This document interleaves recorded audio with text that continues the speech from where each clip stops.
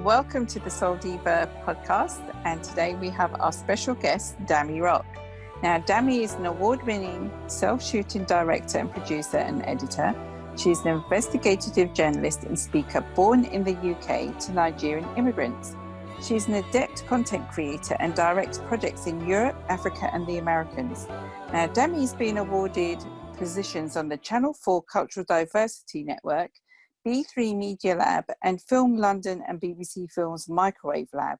She's also a BBC Skillset Millennium Award Fellow, and she holds a BSc Honours degree in Psychology and Performing Arts, and she loves world travel and telling stories. And she also runs her own production company and is very accomplished in her field. So let's learn more about Dami and how she has overcome obstacles on her journey in a world full of men and diversity. So Dami, could you tell me, how long have you worked on television and media? Well, thank you so much for having me, Colette. I really appreciate being on this wonderful show. It feels like a lifetime, let's say, since the last century. So I was, the year 2000 really is where I, really cut my teeth in the industry. I worked all the way up the ladder. I didn't, study in communications. I didn't study in communications or media or anything like that. So I started as a production assistant, a runner, and worked my way up to now. So the year 2000 is, literally 20 years ago now. Wow, that's a long time. So have you, in your early days, what were some of the struggles you had as a director and producer and even editor? Well, my early days, that was a time where TV didn't have the language that we now have around mobilizing and telling our own stories. And when I say that, it's the perspective thing, right? So, as a Black Brit, you assimilate into the culture. And so the same thing happens with stories. And even working, in the, throughout the walls of the BBC, it was very much that, you would put your perspective across, but you'd have to also kind of understand that the way the stories would be told would be from a particular perspective, and that would really be the white perspective. And so everything came from that lens. So when I had my opportunity to do a documentary about skin bleaching, it was the first time the UK had even, touched on that area. And so the commissioning editors at ITV had never even heard of it. So when I explained it to them, I had to help them understand by them understanding what the perhaps polar opposite, which was sun tanning, but it kind of isn't, because sun tanning isn't really connected to like colonialism and slavery, just like, say, skin bleaching is. But then you have such a huge subject matter that also is so weighty that people are also uncomfortable with that. So they prefer you just to go down the line of being the Black Brit who makes us feel comfortable. And so a lot of my career has been trying to navigate being myself in terms of my identity, and still being, that person who is British and does all the things that British people do. But at the same time, it's like I have, this cultural heritage, and I'm indigenous to a place that has so much history that, it should be part of the fabric of what the UK is, but unfortunately it never was, right? And so now things have changed to a certain degree because, whereas having this type of conversation back in the day would have been, oh, you have a chip on your shoulder. Now people are more able to see what privilege means, right? And so this idea of white privilege and even, the terminologies of Black Lives Matter, and just seeing it from a lens of like, okay, we might not understand this condition, or I might not feel like racism exists, but this person feels like it does. And so let me just allow them to have that moment from their perspective. And so, and you know, and I have to draw on things like, you know, back in when I first worked at the BBC, we, you know, it was a documentary that, you know, that's the first role that I had as a researcher for the BBC. It was a documentary about hip hop, the first time the BBC does hip hop, Eminem, right? And and you know, and quite clearly, you know, there's a huge historical context to hip hop prior to Eminem, and even, you know, working on that film, which was, it was amazing. I mean, it was part of the Imagine series. It was called the Hip Hop Generation, and it was huge in terms of the budget, and just, you know, being someone who is really into hip hop, it was just amazing to work, you know, on something like that. But what I found was, you know, I was kind of always deferred to of like, okay, so what, you know, what are Black people thinking about this? You know, or what's the Black way we should look at this? And I'm like, well, there's my Black way, but we're not a monolith. And so it was, you know, I come from Brixton, and so there's a certain like connotation of what it means to come from Brixton. But at the same time, you don't hear me like when I'm working at the BBC going, you get me though in it, like, you know, because I'm of a certain age, and like, you know, so it was those type of things which I had to contend with, and, you know, help them understand that, okay, you know, this term urban that was very much floated around during those days, you know, what does it actually mean? You know, does it mean Black, and is it a safe way for you to feel comfortable around what it is to be Black? But what it is to be Black is so much more than like this context of urban. For example, yes, hip hop is my thing because I happen to love it, but I also know Black people who aren't really into that. So, you know, and so but I also could work on nature and lifestyle programs, but I was never offered any of those jobs. And when I kind of put my hand up to say, look, you know, I'm kind of a fully fledged human being, it was never seen. It was like, well, when the next urban program comes up, we'll give you a call. Okay, so it was kind of like you were directed in one direction and didn't have that opportunity to expand out into other areas because, as you said, with your colour, I suppose it's you blended in, mixed in, or should have an insight that maybe they thought would give a different perspective.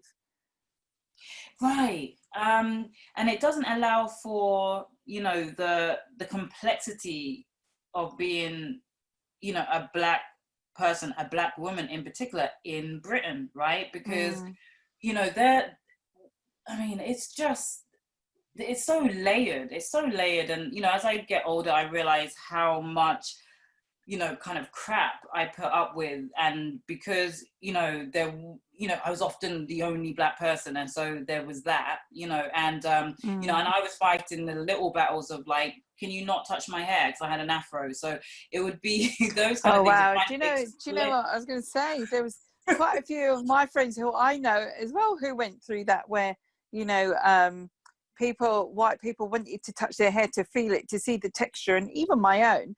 And it was like, oh, your hair's different. Why is your hair different? It's not typical, you know. And it's like, but we're all from different backgrounds. We're all different mixes.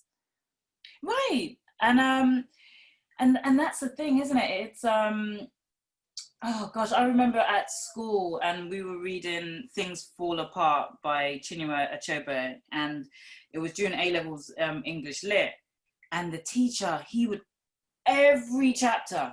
So Dami, you know, so what's going on here then and everything? I'm thinking like, yo, I was born in London and like I am probably like, according to my family, like the worst Nigerian. They'd be, you know, calling me Oyibo, which is like the biggest insult, right? You know, basically calling you a foreigner, because I was popped out in England and like, yeah, I put on the clothes and I can hear Yoruba a little bit, but let's just remember there's like 98 different dialects.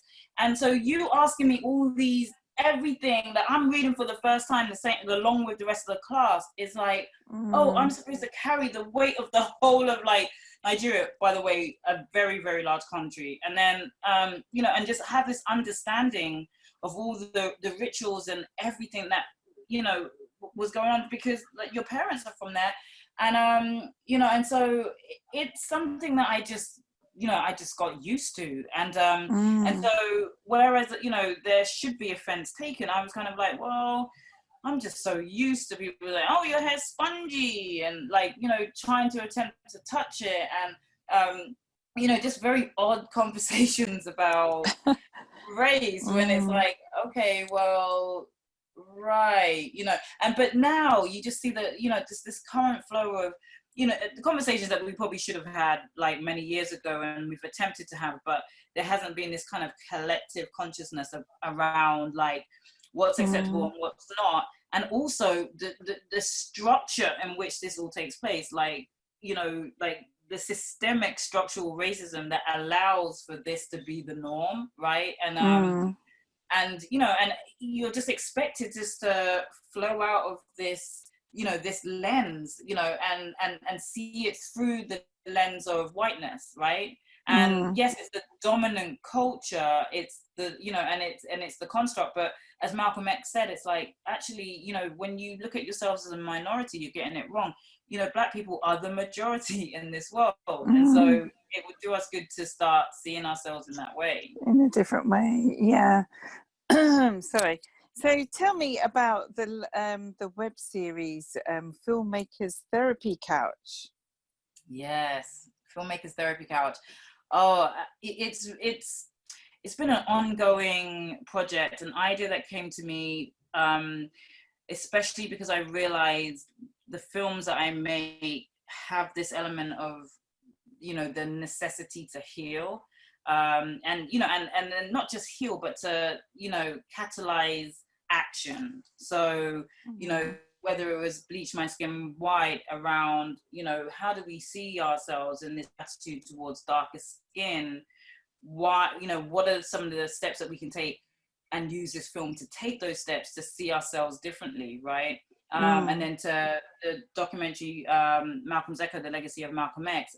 I mean, just the contributors in that film, just acknowledging like who we are as a people, and that, you know, a world leader as Malcolm X, not just a Black icon, you know, a global leader who managed to do so much, all by the age of 39, you know, like died just short of his 40th birthday, without Twitter, without social media, without all of these, you know, resources that we have access to, and literally changed the face of the globe in terms of the conversation that was being had around, you know, Black nationalism, Pan-Africanism, and, you know, the collectivism of Black people, and then having the conversation that we're now just really having today about, you know, white supremacy and, you know, the structure of racism, and like how we dismantle the system itself, because we, you know, like you said, going to Mecca, you sitting next to, you know, someone with blue eyes, a white person with blue eyes, and this person of all these different races. It's not,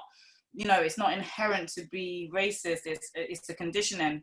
And so, you know, all of this kind of reflected back on like my identity and who I am, like, you know. And so when it came to Filmmakers Therapy Couch, I realized like, okay, now it's around the healing of having the doors shut when it comes to the authenticity of being able to tell a story and not have to kind of find the wiggle room to bend and mold around, you know, getting access and not quite being authentic.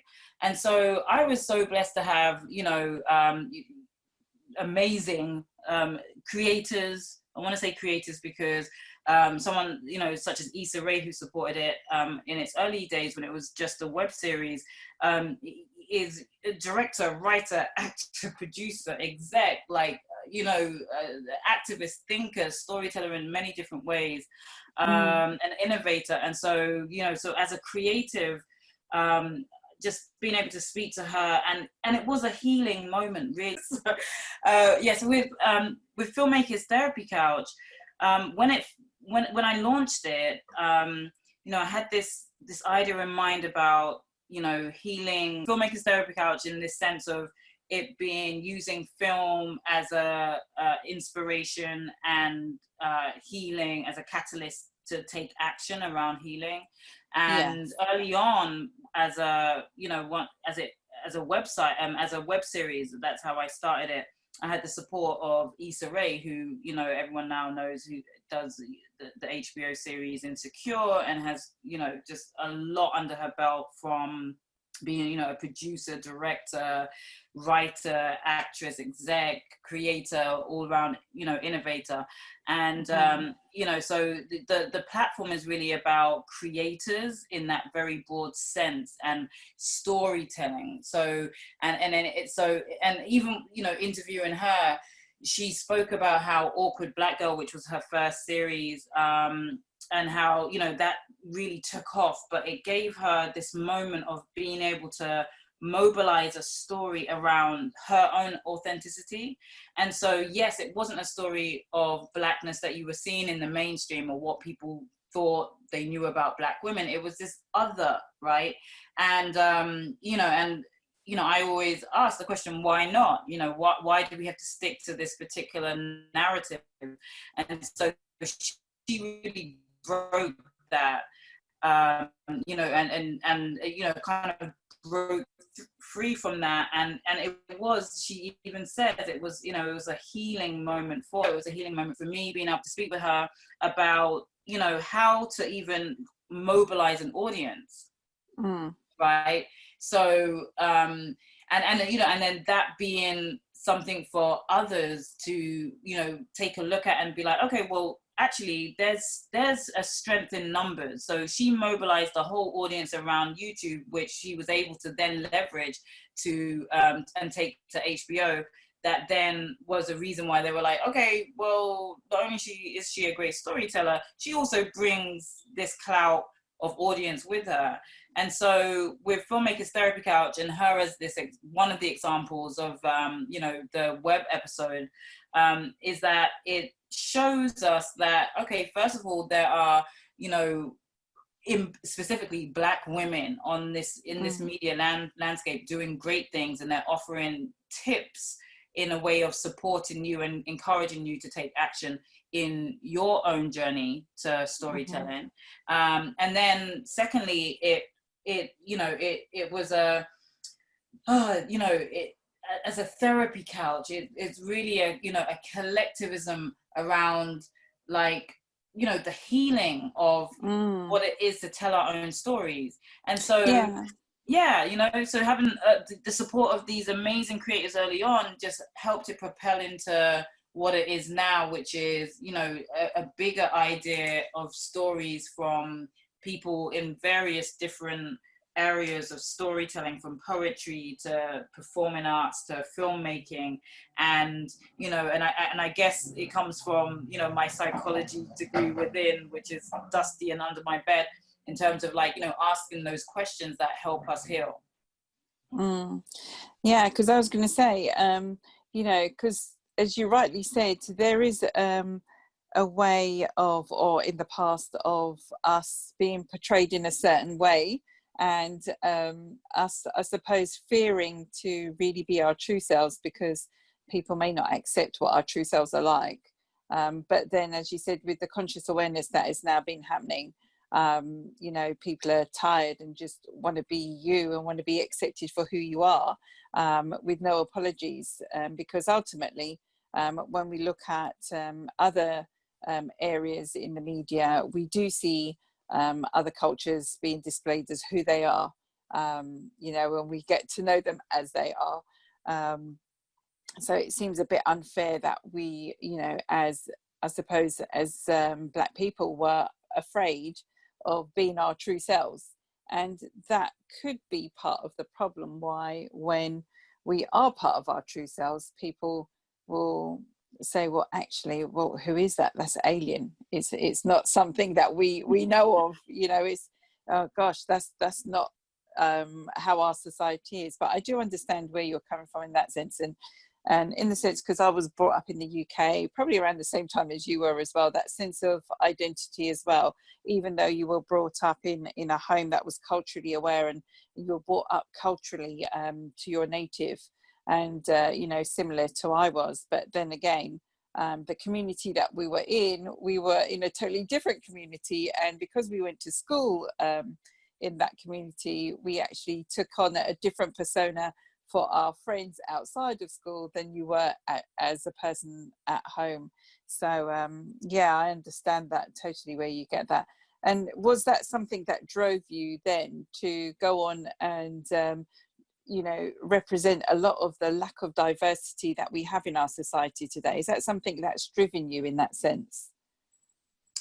Yeah, it's you know, because I find it very easy to is, you know, sort of code switch in that you know, I'll be flowing through this area of life and people and cultures, and then this area, and you know, and what I've seen as the constant thread is that, you know, we all have commonalities. It's just that the dominant culture seems to be the one that everyone adheres to. And so it's like, why? You know, because even the people I know who are, you know, who are white, they're so interested in, like, you know, I mean, because basically black people are fly, right? So, I mean, you've got to be, you know, it's like, we, you know, we set trends and all of these things. So why would we stop at, you know, just at the price point of you know, being the branding and the trendsetters and the, you know, and you know, the reason why people consume certain items, right? Or setting, you know, innovating on style, etc. You know, people are also interested to hear, like, and how did that come to be, right? The stories that flow into it. And I think, you know, people who don't have this huge hang up are starting to realize that, oh wait, I can you know, make money off this as well. So you know, why aren't we, you know, sort of embracing diversity? And you know, and I like to call it inclusion, because diversity, what I found, having been on so many you know, like the Channel 4 Cultural Diversity Network and all of these things, that oh, you know, it's kind of deep sigh, because everyone I've met on those journeys who've come before, you know, have had the same, has said, you know, nothing's changed in the last 20 years. You know, you know, I see him as my big bro, John Akomfora, who is, you know, very well established, amazing filmmaker, Grierson Award winning, etc., and still had, you know, similar stories to tell of, like, you know, these big pushes for diversity and you know, all the, you know, sort of black collectives that, you know, they had, you know, had in the 80s, etc. And then, like, still, like, gets to now me trying to push through the ceiling, the concrete ceiling, and like nothing has changed. So, you know, it's just like this treadmill of, like, oh, we'll just say here, you know, let's have a conversation about it, or let's start a commission around time, like researching and coming up with data, and then like not doing anything about it, right?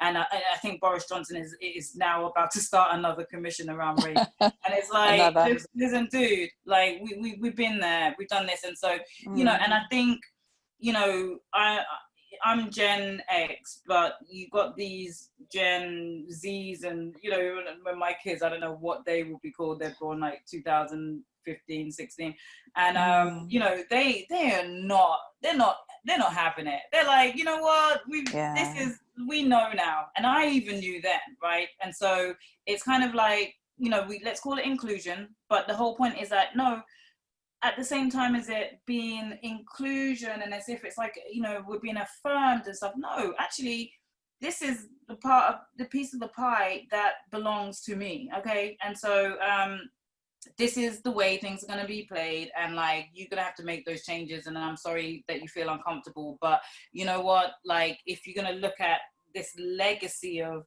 you know, slavery, colonialism, like, you know, all of, I mean, there's so many names and words and all of this, but all of that amounts to, we're still in the same position from, you know, from the bigger story of racism, right? And to this narrative of, like, you know, what diversity is, and like even just the media representation and telling the stories. But more importantly, and what I really want to focus on, especially with Filmmakers Therapy Couch, is the idea of, like, okay, I can tell this story, right? I can be employed as a freelancer. Yes, you know, I'm a producer, a director, an editor. But actually I have a production company, Darkling Productions, who can actually manage and produce this whole story and bring in the team that can do all of these different things to tell this particular story. And the experiences I've been having recently have really kind of spoken to that, where it's like, you know, another production is making a story about our community, but they need me because, and others like me, because they don't know anything about the community and why, you know, why people might be protesting and why are you so angry, and tell me. In fact, can you go and direct that, and then, you know, I'll put my stamp on it and I'll profiteer of, you know, of the production. But we're here like, oh, thank you for the, you know, the day rate, and because I really do need some money right now. True. But then it's like, no, but the bigger picture is, you know, why can't I be running an office and being able to employ others to be able to, you know, get their, you know, their pension money and their health insurance and their yearly salary? I can't do that. I can, you know, give you a day rate and hire you as freelancers because I, you know, I don't have those type of resources. But that's the thing. We need to start talking to those funders and the distributors and the broadcasters who go directly to these people that through nepotism and whatever else, you know, being comfortable with, you know, the people just who they know, being comfortable with those people, and then, you know, saying, we're going to deal with them. We're going to just deal with them. And it's like, no, you have to take, and I want to say take a risk, but it's like, no, you just have to open up and just understand that we are, you know, also very talented. And like, I you know, my resume speaks for itself. Why do I have to convince you? Yeah, but I mean, I hear what you're saying, and they're very valid. Yeah, so you know, I think, you know, we're changing the language, we're making demands. Yeah, and you know, you're doing a fantastic job with all that you're doing in raising awareness, I would say, because you have in the productions that you've done so far, you've raised awareness, you've opened up conversations, you're peeling back layers, and I think that is very valid, very important for you to do. And I thank you for your, I suppose, your expertise, for your patience, for your, I suppose, for your yes, and your inquisitiveness, and your braveness for going out there and speaking on behalf of, you know, people who would not have had that opportunity. And because you've sort of directed, that is your path, you know, that is your purpose. It's helping others as well. So, you know, have you ever felt or thought about it that way? I guess I've thought about it as the road less traveled, because, you know, the markers, when I see, you know, others who I've come up with kind of soaring, right? And then it's like, I'm over here like, well, you know, and so it's, those are, and it, you know, and it feels negative sometimes when I think of it deep down, of like, at this age, I should be here with a certain, you know, bank account to reflect the skills and the, you know, the years of work and learning and, you know, the time that I put in. But then, you know, when I, you know, have that moment of feeling sorry for myself, I realize that, well, you know, you are actually here fulfilling your purpose, and you know, you never got into it just for clout or for the finances. Otherwise, you would have made different decisions a long time ago. And, you know, and I remember just with Malcolm's Echo. Now, this film just, oh my goodness, it's like having worked within the walls of these big networks and seeing how things work when it comes to, you know, getting interviews with celebrities and having to speak with their agents and how much they're going to cost and all of this, and then making this very, you know, proper guerrilla independent film, and, you know, turning up in America and finding that, you know, like seeing Fab Five Freddy on the streets, and then, you know, him saying, oh, you know, my dad was at the Audubon Ballroom the night Malcolm was killed. Come to my house tomorrow and we'll do an interview.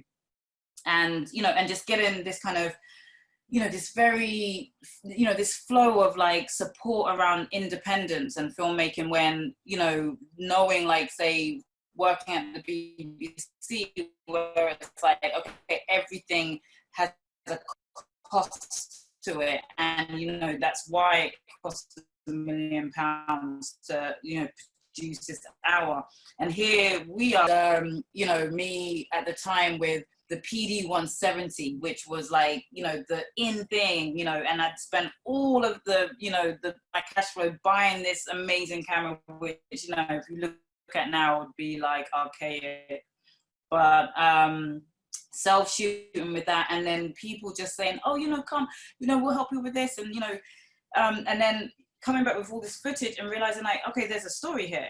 And then not only did it end up being the inauguration film for the opening of the Audubon Ballroom, which Dr. Betty Shabazz, Malcolm's wife, had fought for years before she died to have a play, you know, have it as a place of, you know, memorial to her husband. And so now it's the Dr. Betty Shabazz and, you know, Malcolm X and Dr. Betty Shabazz Center.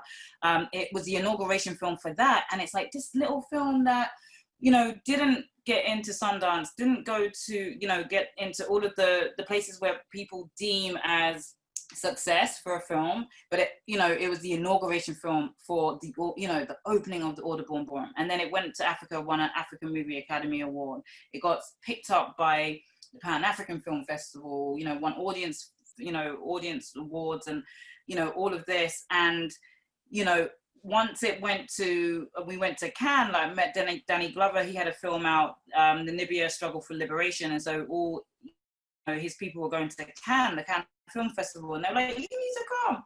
And so at this festival, their distributors had, you know, got wind of Malcolm's Echo and said, you know, we want to give you a deal. We want to offer you a deal, a 25-year for this film. And, you know, that everyone was like, wow, like your first feature, you got offered a distribution deal like that, like no producers reps, no sales agents, nothing.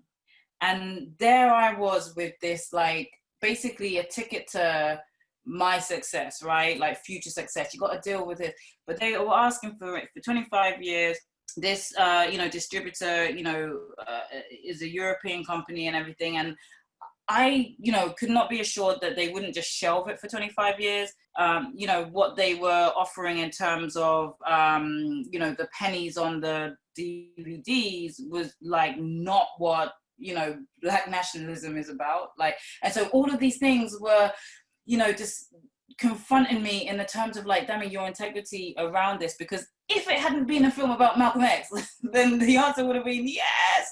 But it's like everything that this film was about was just basically like not this, right? And so I, you know, I said no, I turned it down. And I remember people I was there with who I'd met at different festivals who were just like, what is wrong with you? Like, you just set yourself back, like, you know, and you had an opportunity and you said no. And I, you know, maybe also I could have probably negotiated something better, I don't know, but like it was just in terms of like, oh, I can't, you know, I just can't say, you know, it was almost like everything that had happened in terms of the way the film had got made and like the love that we were given. And yes, I put in like a lot of energy and time and everything, but everything that happened around this film getting made, just to kind of just go poof to this, you know, for 25 years and not know, maybe they would have been like, let's push this film. I mean, they do a lot of social justice films, but maybe they wouldn't. And I just could not take that risk. And I was like, oh, okay, well, you know, I guess we're just going to be on the, you know, the college circuit, the school circuit, the community, this and that. And that's what I did. And so ultimately, you know, the film, you know, hasn't gone on to make its millions, but it did what it was supposed to do. It served the community that it was made for, in terms of giving them the inspiration via the voices or Malcolm's echoes, right? Like all these voices that echo Malcolm X. And it's like, that's what it was supposed to do. And so, you know, the road less traveled, but sometimes that road is the right road. And I feel like, who knows if I'll ever get there, but I know that, you know, I'm working this road, and you know, and it's meant to be. And it, you know, there will always be the carrots that dangle on the journey. And I think that if you have a purpose, and you know, and your inner, your intuition will always tell you, like, will always give you that little ding ding, you know, is this the right thing to do? And it's like, you just ask yourself that question, or sometimes you just feel it and you just know, like, okay, this is going to mess with your integrity in some instance, and you can convince yourself and take the money and all of this. But I would have been off somewhere over here, right? And I know that I'm supposed to be here, and so I'm still here, right? And then my family would be, if you had taken that, you would be a Hollywood director by now. yeah, it's true. It's true. But do you know what? It's everything in its own time. And as you rightly said, you're here, it did a purpose, what is around the corner.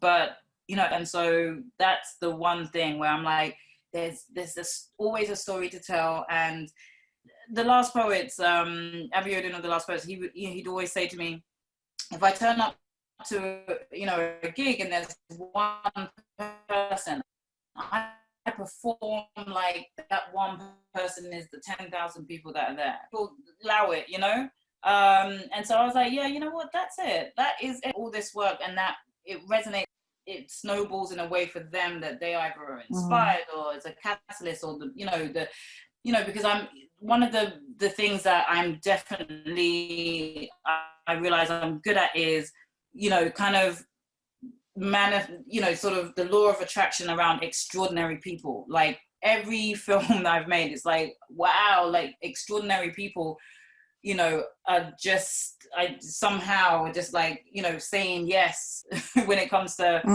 the stories that I want to tell. And like, I'm like, whoa, the world needs to hear about you.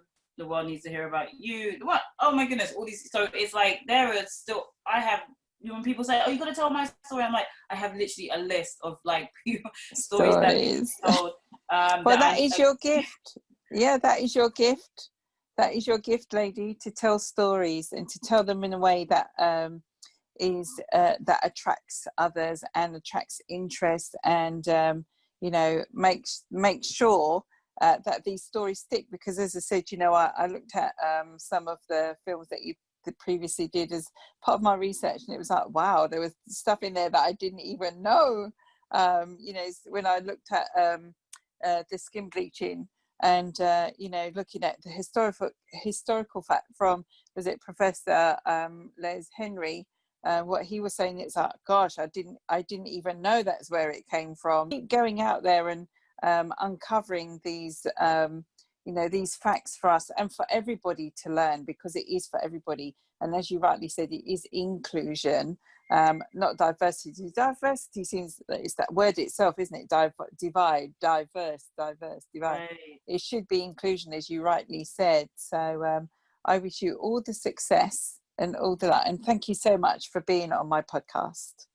Oh, well, thank you so much for having me, and just sharing in this journey. And I'm just so blessed to be in your shining, your shining star, like, and spotlighting me in this way is really, really, because it's like, there's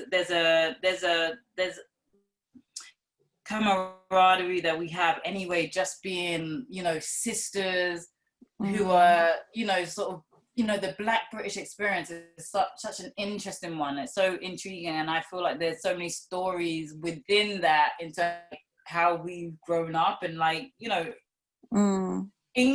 is such an interesting thing because it has it's so covert in some ways that you just learn to be, so it's like, oh my God, like it's family, like it feels like family. And so so I really treasure that. Thank you. Thank you, Dami Rock, for appearing on our Soul Diva Speaks podcast. And that's all we have this time for this week, so we'll see you next week.